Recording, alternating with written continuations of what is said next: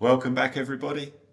Today we're going to be sorting out one of the main problems that everyone suffers in their bathroom, and that is excess steam and condensation. Do you get hot and steamy in the shower? Well, hopefully the rest of the bathroom won't, because we're going to install a decent extractor. So in the UK, most bathrooms, I would say, use an extractor fan like this. It's got a small motor at the back, small little fan inside, and they're either in the wall or in the ceiling, and then it sort of runs through trunking to extract the steam. But to be honest, they don't do much at all. It's like a mouse blowing through a straw, to be honest. So I've been online and I've found something which is going to be way better, and it's for not a lot more money. So I picked up this one. This one, 73 cubic meters an hour. This one, 234. So straight away it's like, what's that? 3.5 times more powerful. It's got way bigger fan blades. Looked at all the reviews. Everyone says it's amazing. This was 20 quid. This was 50 quid. It's not a lot of difference in price, and hopefully it's going to keep the bathroom steam free. So let's get on with it. First thing I need to do is cut a hole in the ceiling, and it's going to go right above the shower where most of the steam is, because this needs to be installed in either the attic above or some kind of void, because obviously you can't have that stuck on your wall in your bathroom. So yeah, let's go and cut an hole. So I've got this little cover plate. It's going to go up there in the ceiling, right above the shower. But before I cut it, I've been told by Dawn I've got to move all the plants and everything. So job number one.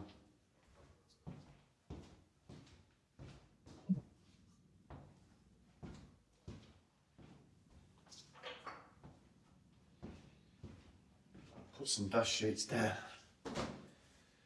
on my life. Won't be worth living if I damage that tray.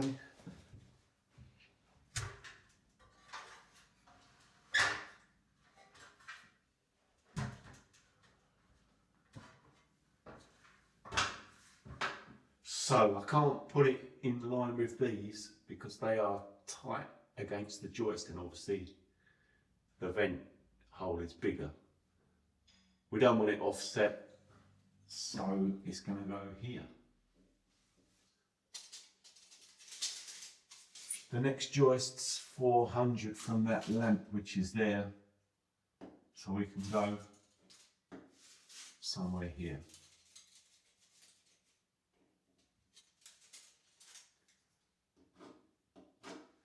X marks the spot. Just going to drill a pilot hole through and go and check, make sure we're good.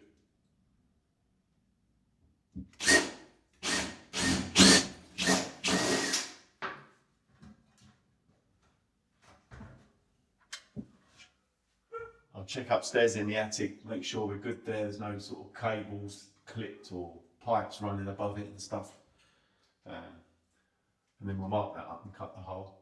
Upstairs, I've checked in the attic, and there's nothing above there of any danger, so I'm just going to offer that up roughly like that. So there's the middle.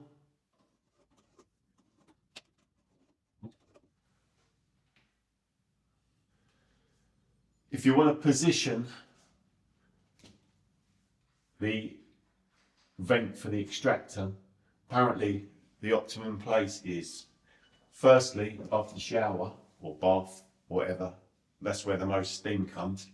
And secondly, as far away from the door as you can, so it makes a draw all across the room. If you put it in the middle, sometimes you can get like dead spots, because obviously a draft comes under the door in the gap naturally. So as it draws the air out, the air from under the door replaces it. If you're in the middle, you end up with dead spots. So our door's over there, vent's going to be over there. I haven't got a 100mm hole cutter, so I've got to do it by hand. So I'm using a pad saw. You can pick these up anywhere.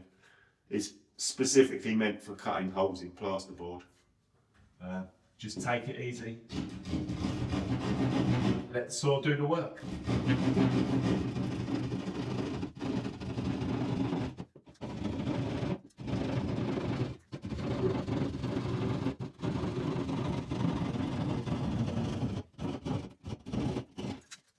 Woo. Not only do you end up with a neat hole, but you end up with arms like Arnold Schwarzenegger.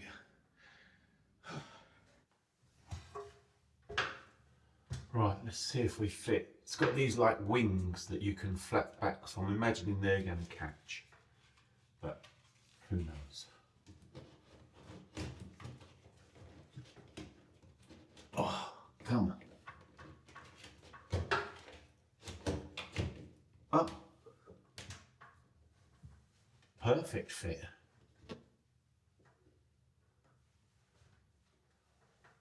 Job's a good one. Next stop, up in the attic, connect everything up.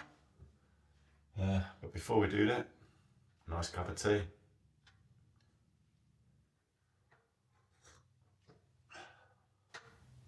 Pleased with that. So now that bit's done, follow me.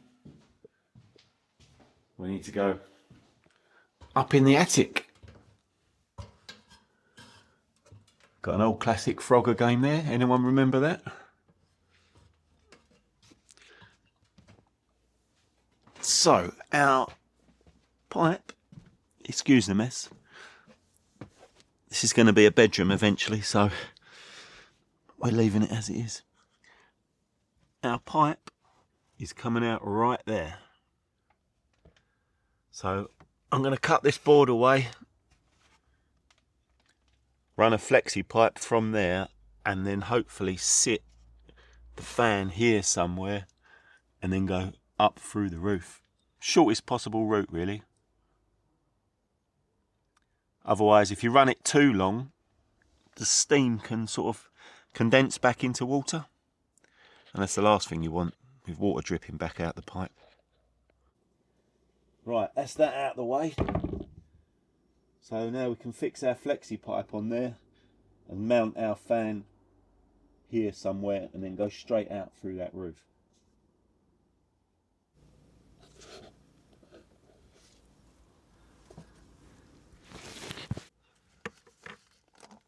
So we've got a flexible pipe that just sits on there. So it just sits on there.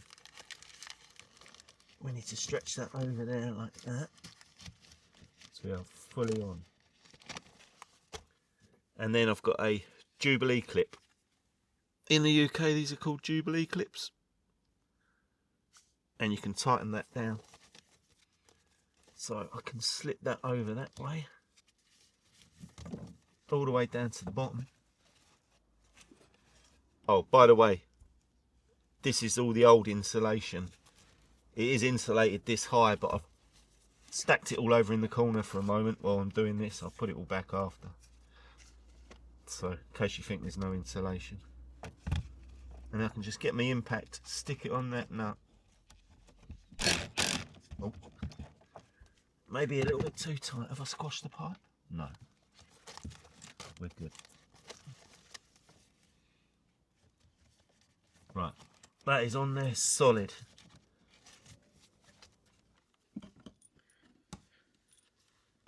Going to sit the vent on this board here. Change of plan. Going to sit it there. That pipe can move. We can go in there.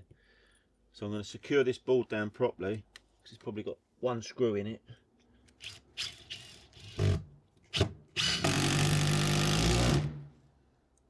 So it doesn't bounce around when the fan's spinning.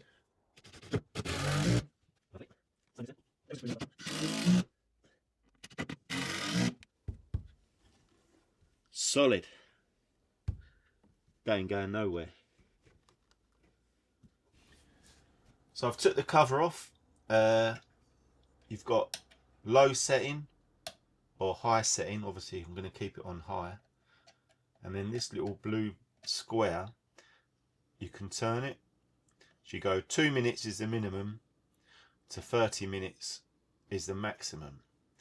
So I'm thinking, I don't know, 5 minutes, something like that.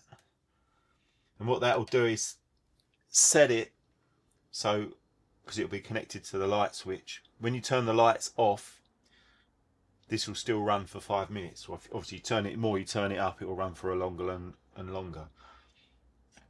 We're going to set it at 5 minutes to start with, see how we get on with that. If it needs to be longer, I can always adjust it at a later date. And now we're going to wire it in. So you've got 3 cables, live, neutral, and then this cable will go to the light switch. So you'll have a permanent live, but it'll only actually work, well, I say work, it will come on when the light switch is switched on. And then when the light switch is switched off, because it's still got a permanent live, it will keep running for the 5 minutes that I've already set it at. So let's get these cables in position. This is a 3-core and earth, but there's no earth for some reason on this.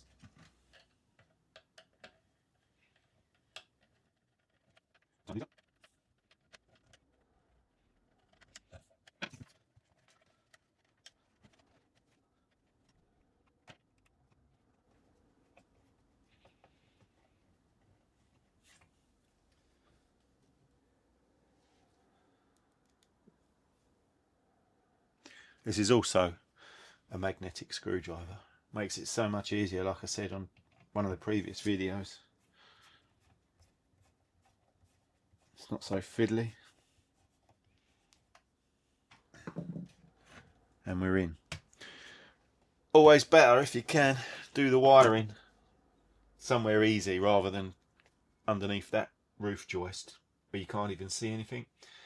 So now we're all wired in this end. We can fix it in place and then just run the cables after. Our fans go in there. And I know the light's terrible, really sorry. But if you look on there, the most important thing, there's an arrow. Direction of flow. Obviously put it the right way round, otherwise you'll be sucking all the cold air in from the outside. So that's going to be screwed there, but what I think I'll do first of all is put a bit of insulation, polystyrene underneath to sort of hopefully stop any vibration noise. And then that will fix straight onto there. Is that a bit brighter? Yeah, lovely. God, bashed my head about 20 times on this. Right. I know everyone's going to go on about hard hats and stuff, but hey ho. Going to cut a bit of insulation board. Hopefully I can sit that on there and that'll absorb, once that's screwed in, any sort of vibration going through.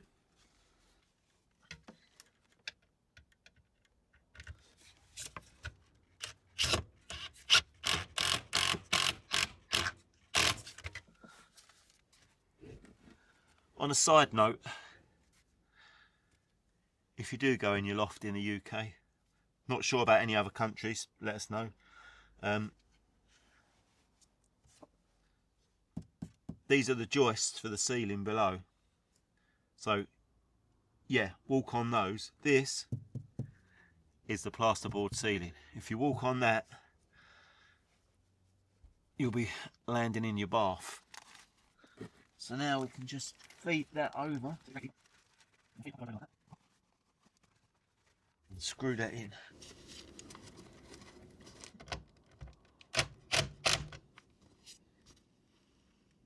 Right, that's one side sorted. Now we need to go out through the roof. There's the tile, I don't know if you can see that. so I can stick my screwdriver out through the tile, put a ladder up the outside, not ladder, and we can fit a soil pipe that's going to come through, and then this will fit onto it and go out through the roof. Let's get that ladder up. Right, so there's our screwdriver where we made the hole. Typically, the two we want to take out are now. So let's get a bit of a foothold so we can sit more comfortably. Slide them up. There we go. Big old nail.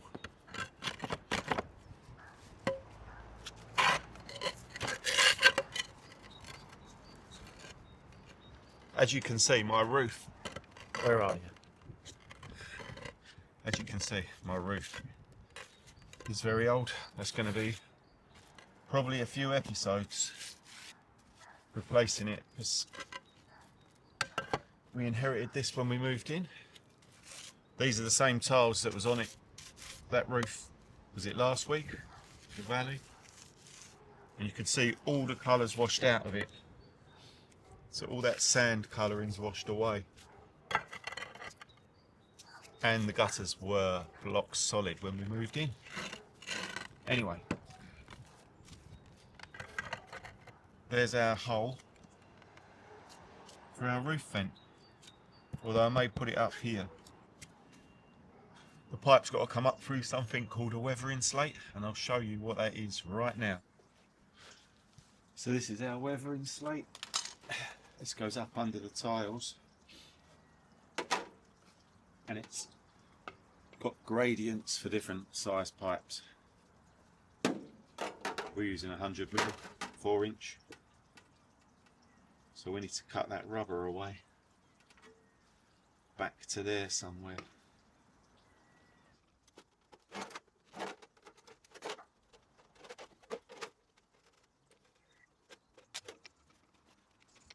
Right, that is tight now. So now we can push that pipe through. On the top's going to be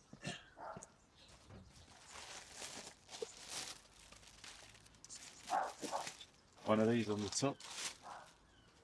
A mushroom cowl. Obviously, otherwise when it rains the water's going to go straight down there, straight into the bathroom. So that's going to sit on top. And what that does is, there's a gap at the top there. That lets the air out whilst stopping the water going in.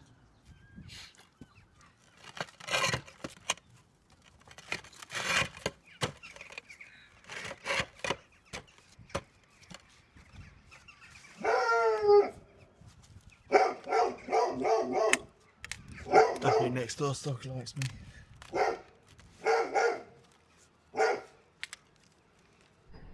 Right. Put our mushroom cap on. I've pre-glued that, so we're good.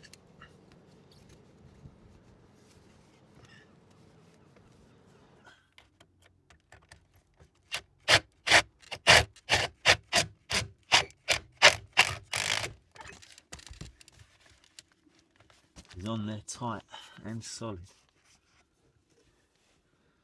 Right, so we're in. Delivery.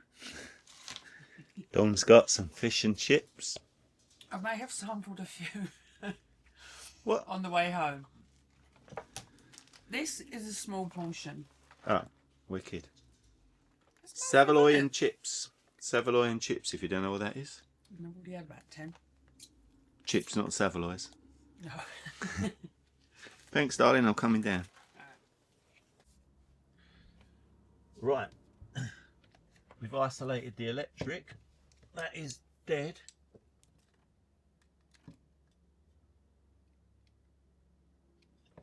Thank goodness. Otherwise I would be. Right, switch the bathroom light on.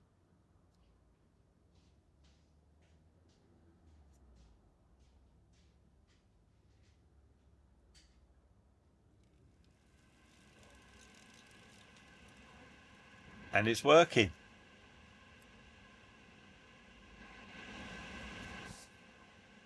Looks like that is sucking a decent amount of air through. Right, switch it off. Got my handy assistant all downstairs. Right, that should run for a few minutes now. Right, everything's working fine. Just need to secure this spur switch down and then put the insulation back.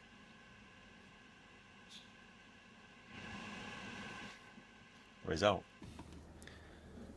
This has a permanent live from there, but there's another wire, the grey one that you saw, the third wire, that runs to the light switch.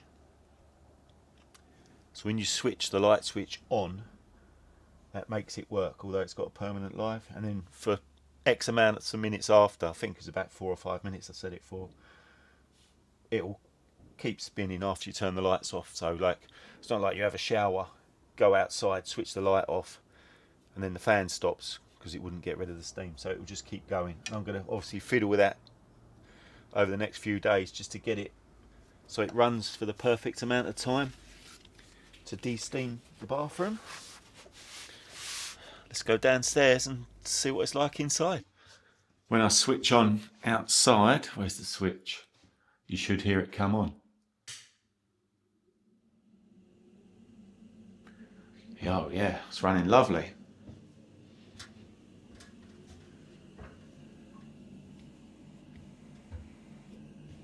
It's quite a bit of suction there. Right, that's it from us this week. Bit of a shorter video. I thought I'd do this as a separate video because if you've got a fan in your bathroom and it's not doing the job, then go online, buy an inline one, and the suction's way better. So it's going to do a far better job.